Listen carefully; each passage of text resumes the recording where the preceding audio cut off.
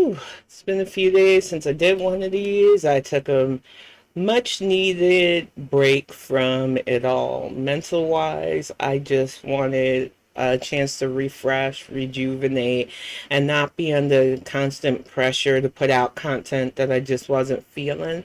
But I am back with an all new mental health vlog, and I just want to talk about things like turning 45, which I did on the 16th of this month, and what it just means to survive this long with both schizophrenia and bipolar disorder. I think I've got into a place where I'm just existing and being and just letting whatever happen. I think I have a combination of both of those disorders and sociopathy that has put me in a we're all right place, if that makes sense, where I know things aren't great, but it is what it is. Kind of that whole Generation X meh whatever. I really feel like I'm at that point. I've survived this long. Hopefully, I will continue to, but I'm not pressed right now. And I think that is the best feeling about turning 45 is just realizing it's okay to say no. It's okay to have boundaries. It's okay to protect your peace. I realize, especially in the wake of COVID, that it's okay to not want to be around people. And I know that some people think it's a detriment. We're social animals. We need that. For me, it has been very peaceful keeping to myself for now. And I am of the mindset that if you feel this way, you should feel shamed in that. But I also realize that this month has always been a troubling month for me.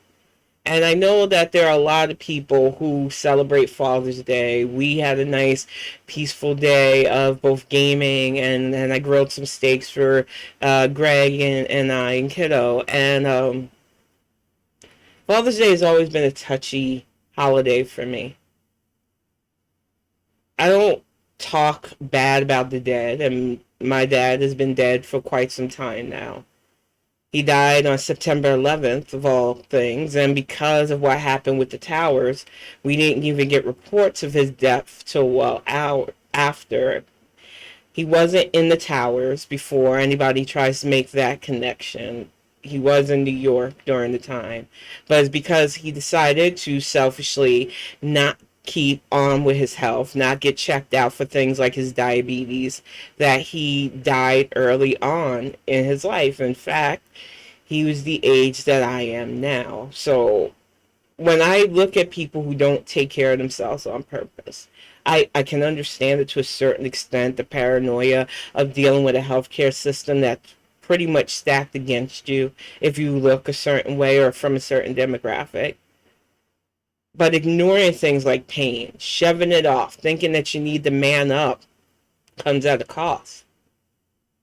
And I didn't even really mourn his death the normal way. When I found out he died, it was right after he and I tried to reconnect, after he literally had me on the phone for hours just trying to apologize for some of the things he did, and probably not all the things he did, because I really feel like he didn't feel like he did a lot of things wrong. And he did.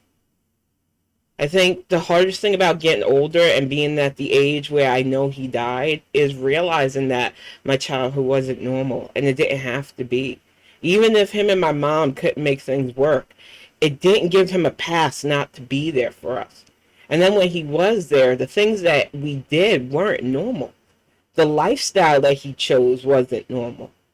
And realizing that now, realizing that you survive things that most kids shouldn't have been exposed to in the first place, it puts me in a weird headspace of both anger and regret that I couldn't talk with him, figure out why he had to lean so heavily in a lifestyle that did nothing for him, that ultimately took him from us early. But I can't, because he's not here anymore. And Father's Day was always a touchy subject for me, even when he was alive.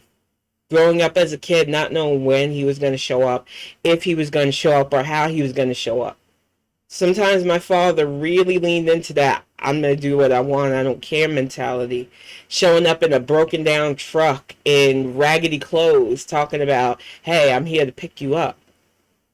You see me walking with a friend that happened to be a guy. I got hours of lectures on how I can't be too fast. And it's like, I'm just walking with a guy friend. But he had no problem taking me on things like breaking into places and being on the lookout. And, it was funny the things he was concerned about for me and my sisters versus being a literal danger to us. Getting us involved in him and my mom's arguments was one of the worst things, too. Being a child and being in the middle of two grown people who are supposed to look after you arguing back and forth with each other is some of the worst trauma. And so many of us have these stories of our parents at each other's throats and trying to make us take a side.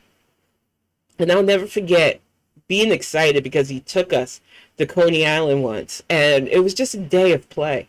This is a day of nothing but fun.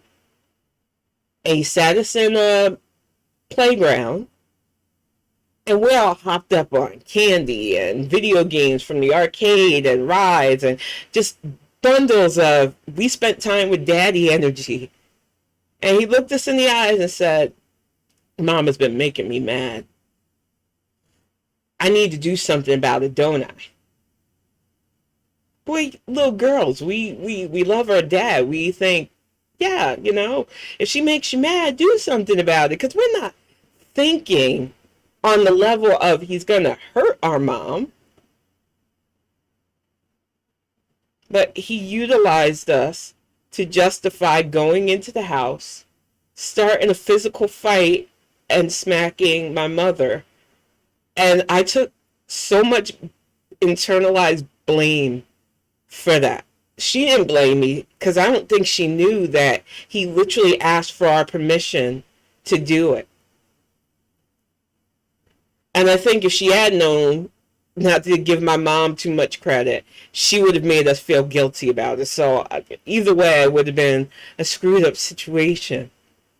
But for years, I held on to that silent guilt that I somehow made my dad feel emboldened to do something that he was doing to her anyway. And that is the reality of having a horrible person. You're the person that helped create you. And that's why Father's Day has always been a really touchy holiday for me and so many other people. I know now that my dad probably felt like he didn't have any choice. The pressures of being the preacher's son, the pressures of this get money or die trying type society can make you crack. But he didn't make good life choices. And he purposely chose the fast-paced life of climbing and trying to get away with it. And he honestly didn't get away with it more times than he thought. And I think what troubles me is just his anger. He always felt justified in his anger and who he targeted his anger, especially the women in his life. Some of the things he's done to women that I can't wrap my head about, especially being a survivor. And the fact that even though my mom wasn't always the best person, he full on took advantage of her youth, her desire to get away from the pressures of her family. And it was like two natural disasters coming together to, I don't know. But like I said, I always wrestle with how much of his life I want to go into. A, because I don't like speaking ill of the dead. B, because I just feel like reliving this only re-traumatizes myself. Things he did that were bad often were balanced with sweet things, which is how abusive people operate. They will do the nicest, kindest things just to make you remember that they have that way about them, and then combo you with awful. So it's always hard for people like me to trust when people are just trying to be nice, because you have that weight, that tension of when they're going to flip the script on you, when they're going to turn that kindness into something horrible, when they're going to make you feel like you owe them for their kindness. It is why I am so on edge and cautious with everybody in my life that does nice things for me. Because when you're constantly reminded of the people who should have been kind to you without any strings attached, the people who were supposed to be there for you, constantly kicking you in your ass instead and telling you you somehow deserve it because somehow you being born ruined their lives, it gets at you. And it's like I said, for me, Father's Day has always been a really heavy holiday because there were days where you would wait after school on Fridays thinking, we're going to go to his house. We're going to get to hang out with him. It's going to be great and fun and magical. And you wait. The bag was packed. You sit on the stairs and the sun would go down. And you would wait. And he wouldn't show. You might get an apology a few days later because he was busy doing some things. But you don't remember the apology. You just remember sitting there with that backpack on your back, hopeful that you're going to see his beat down car come and pick you up so that you can spend that quality time that just never happened. Or worse yet, you start to get the memories of the times you did hang out, going to weird places like suit shops and connecting it years later why you were in these places of business with these weird old men that you really didn't understand what was going on, but you minded your business because, daddy was doing what daddy needed to do. It is really messed up when you think about how many young people especially grew up in that kind of environment that was normalized. The illicit traits that were normalized, the arrogance and attitudes. My dad might have not been any official type wise guy, but he definitely associated with those kind of people because for anybody looking towards success back then, especially in the 70s and 80s, there you were.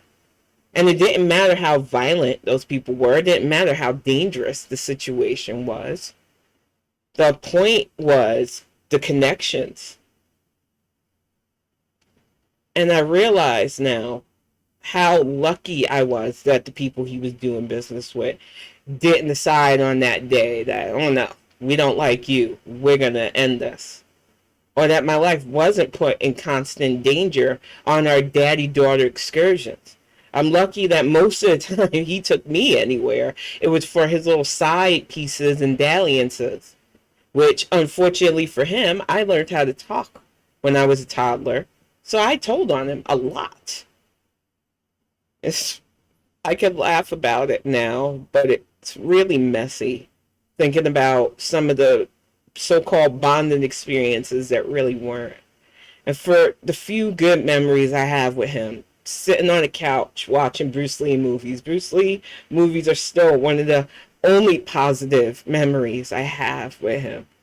Sundays after church, sitting there while he wolfed down fish sandwiches and pretended like he was in the movie, and those are good memories. Learning how to play pool, learning how to play chess, things that he did to show that he did have a gentle side at times. Praising his siblings, because he, no matter what, did love his brothers and sisters. He really loved my Uncle James, who I named my son after, who was the artist. I think my dad just didn't know how to not behave in the way he behaved. And I think a lot of my own sociopathy comes from the way he raised me. So it is what it is. It's just hard sometimes when you start to really unpack and realize the damage of having your formal parents do this kind of stuff to you. The formal training in your life really sets you up for both success and failure. And when you struggle with mental health, especially, you start to realize that if you don't have a strong foundation, it can be hard to build and it can be hard to survive. Now, I got lucky that I had grandfathers and grandmothers, especially, who shouldered a lot of responsibility for their children's, lack of care. But it wasn't their job to do that. But I really credit me being here at 45, me still trying to do the right things and continue on from my own child with my grandparents. So, if anything, Father's Day for me is a celebration of my grandfathers. The men who, despite it all, continued to do for their families. And they weren't perfect men, they were products of their time too. Whether they engaged in their own levels of misogyny and ideology that just doesn't gel well with people like me today. I still love the fact that when I think of home, I think of their homes. When I think of family, I think of all the values that they tried so hard to instill in us. Being together and taking care of one another. And I'm grateful for my grandpa. And I'm grateful for my grandmothers, especially, for holding it together in a changing world, especially. And I'm sad that they're no longer here, too. But I'm going to get ready to wrap this up because, like I said, these mental health vlogs are very emotional for me. And talking about the past isn't always easy for me. But I feel like it's necessary so that you can understand where I'm coming from with the way I handle things.